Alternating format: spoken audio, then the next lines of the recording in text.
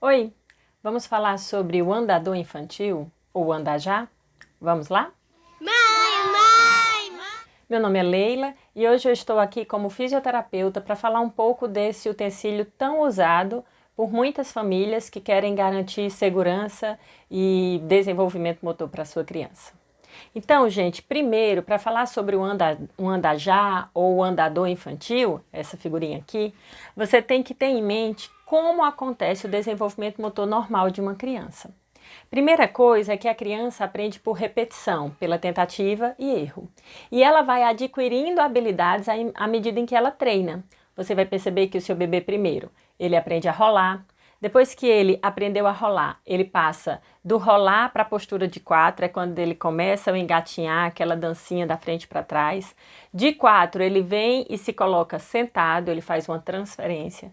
Depois de sentado, ele volta para de quatro para se colocar de joelho. Depois que ele aprende a ficar de joelho, ele se coloca de pé. E aí entra aquela fase de equilíbrio, de tentar ficar de pé solto, de dar o primeiro passinho, de segurar, de apoiar, de cair, de levantar.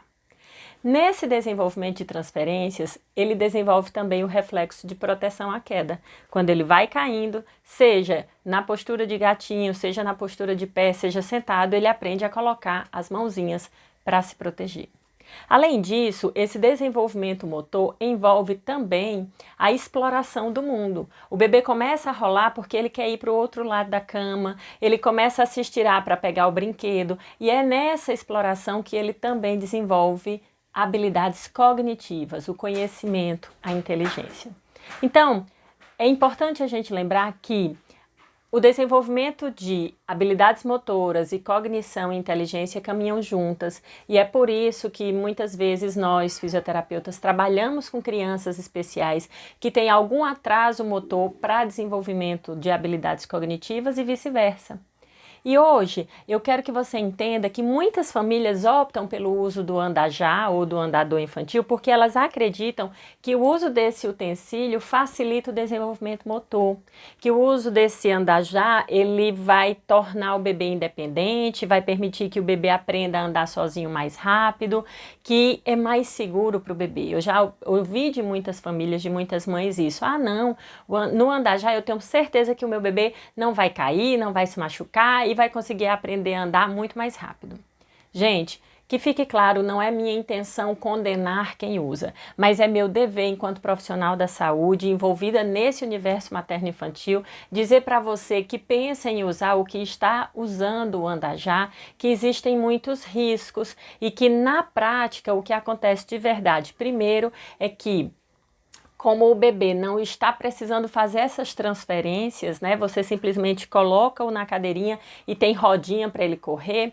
Esse uso constante do andador vai sim atrapalhar o processo natural de desenvolvimento motor da criança.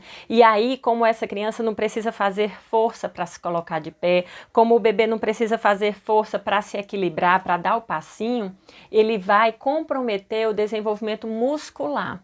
Se ele não tem uma musculatura bem desenvolvida, ele consequentemente vai ter alteração postural e pode sim apresentar problemas de equilíbrio na postura de pé, de equilíbrio bípede. Ou seja, quando o bebê não está no andajá, ele não fica na postura correta e ele perde o equilíbrio com facilidade.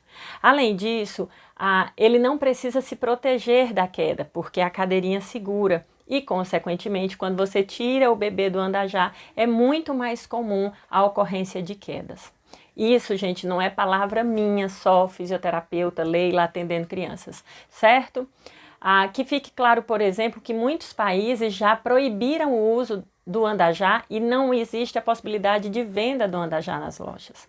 Então, que a gente entenda que atrapalha o processo natural de desenvolvimento infantil, que compromete a postura que o bebê adota, que compromete o seu equilíbrio, que faz com que ele perca o reflexo de proteção tão necessário às quedas. Quando o bebê cai, ele vai de carinha no chão e aí ele machuca muito o nariz, testa, queixo.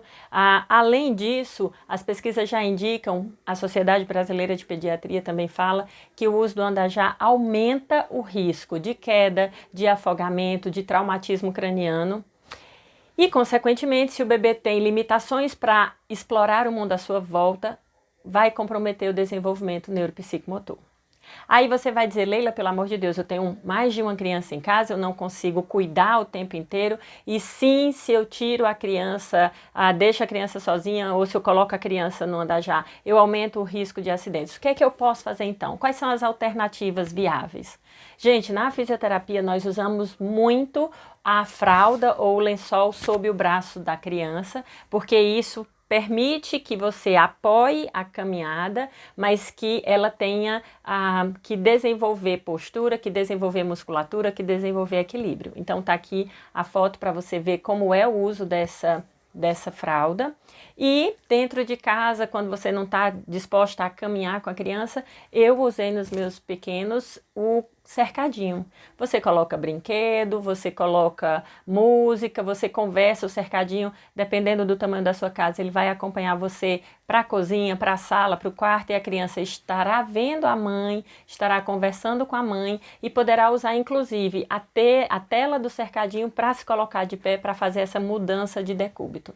Então eu espero de coração poder ajudar você a tomar a melhor decisão possível nesse momento que a criança começa a engatinhar, quer se colocar de pé e você quer evitar o risco do uso inadequado de um andador ou de um acidente doméstico. Beijo no coração de todos, compartilha com quem você ama e até a próxima. Tchau!